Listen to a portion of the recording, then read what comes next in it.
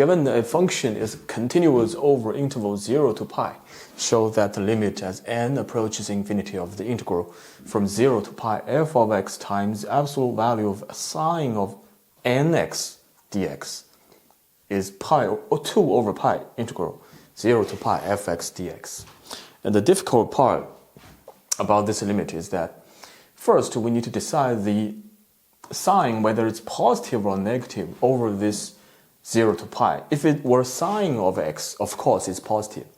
But the problem is that we have nx, right? So as n is a positive integer. So for example, n was 3. Then you kind of need to shrink this graph a little bit, right? Then there is some interval that's inside 0 to pi, positive and negative, and positive and negative. So to deal with that, first let's just see if we can break it apart into several intervals and sum them up. So one way is to, for example, let nx equal to t, then x is equal to t over n, then dx is equal to dt over n. When x is equal to 0, t is equal to 0. When x is equal to pi, t is equal to n pi. Right? Therefore, we change the boundaries. So let's just say we fix n. Later, we will let n approach infinity. Right? Then the integral I should be equal to 0 to n pi. F of x now becomes f of t over n.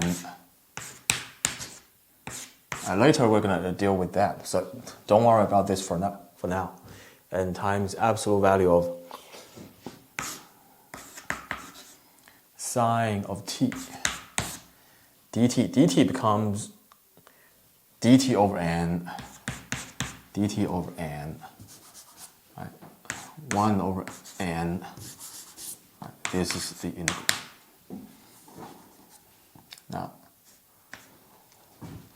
Now how do we determine the sine of sine t, right?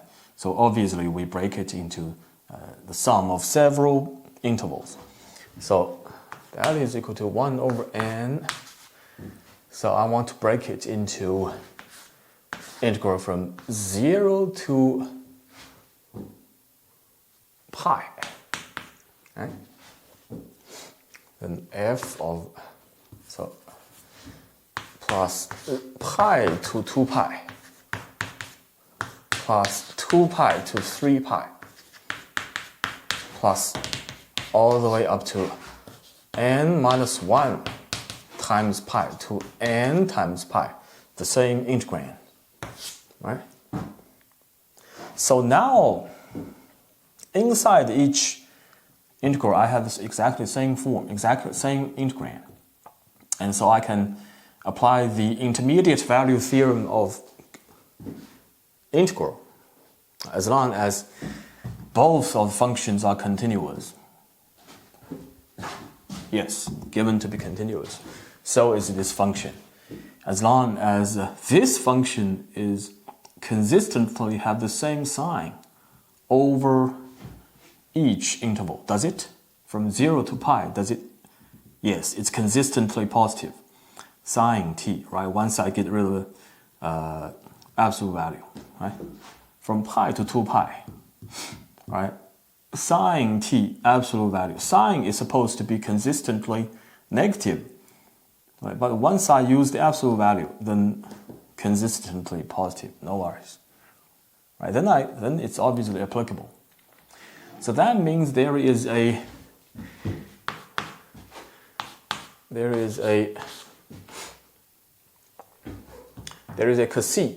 c in this open interval that t replaced with c, right? Take this function out.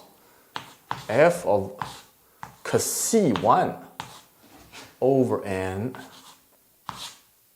integral from 0 to pi sine t, don't need the absolute value because it's positive over 0 to pi, right? dt. And plus, again, I'm going to take out the f of c2 over n times integral from 0 to pi. Pi to 2 pi. Pi to 2 pi. Sine t. Sine t, obviously, absolute value, I need to add a negative sign. Right? Negative sign. Because pi to 2 pi, sine t is negative. Right? That's why.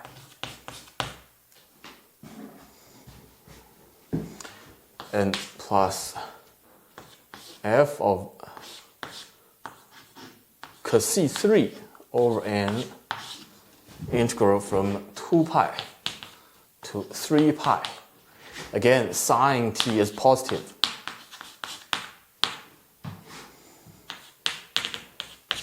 So on and so forth. Until f of cn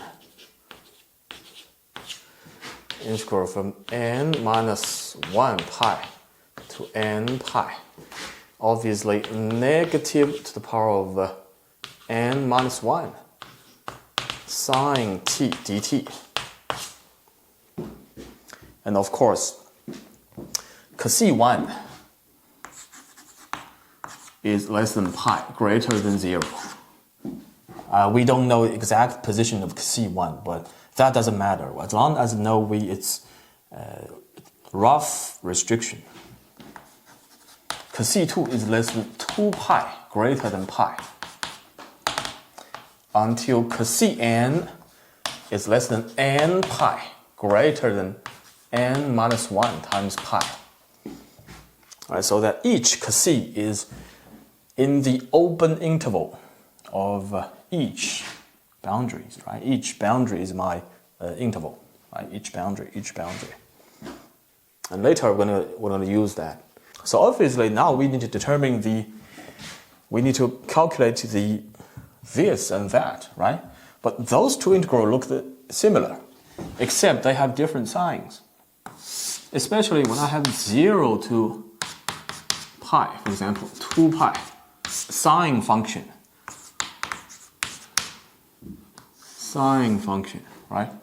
So this integral is this area, right? And this integral, right? Pi to 2 pi, pi to 2 pi. If I don't have the negative sign, then it's going to be this area. But now I have the negative sign because I'm supposed to have absolute value. Once I get rid of absolute value, I need to add negative sign to make it positive. So which means I don't need the below part, right? I need to actually draw it like this, right? That's what this part means. And also 2 pi to 3 pi. Of course, periodic function, and so on and so forth. Right, which means I need to get rid of all the below parts and only turn it, flip it, right, up, flip, until how many of them? N many of them, right? Exactly N many of them. Right, until N pi, N minus 1 times pi. So basically, each of these integrals are the same, right? And the integral from 0 to pi, right? I think that's 2. Like sine t, right? Minus cosine t. I think it's 2. Every integral is 2.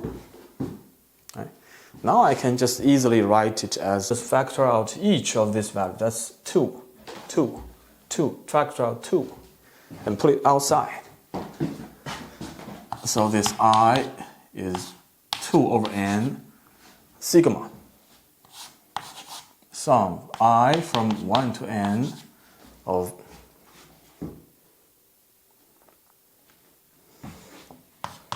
f of Ci over n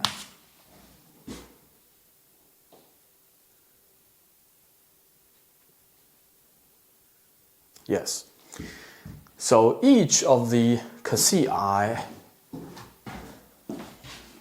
each Ci1 is between 0 and pi, Ci2 is between pi and 2 pi. So which means Ci over n should be in between I times pi over n, right, greater than I minus 1 times pi over n. Right, so I from 0 all the way up to n, right, from 0 to pi over n, from pi over n to 2 pi over n, 2 pi over n to 3 pi over n. So which means each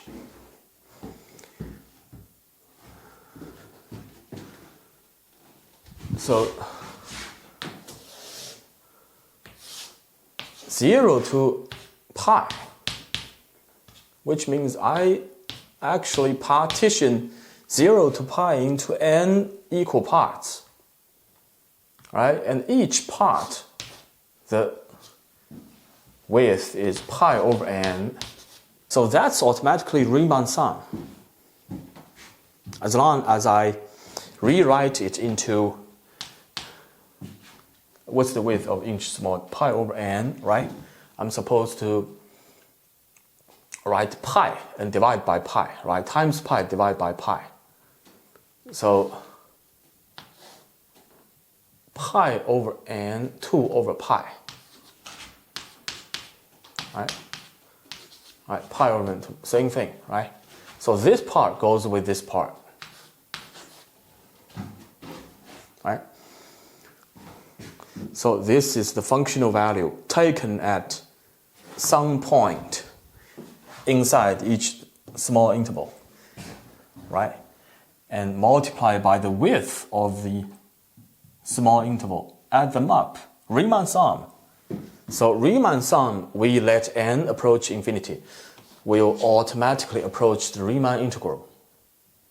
I still need to copy it down 2 over pi. That has nothing to do with the, Riemann sum. Times Riemann integral, 0 to pi, f of x dx. But this result can be shown even without the requirement, the condition of continuity of f. As long as f is Riemann integrable, we can have the same result.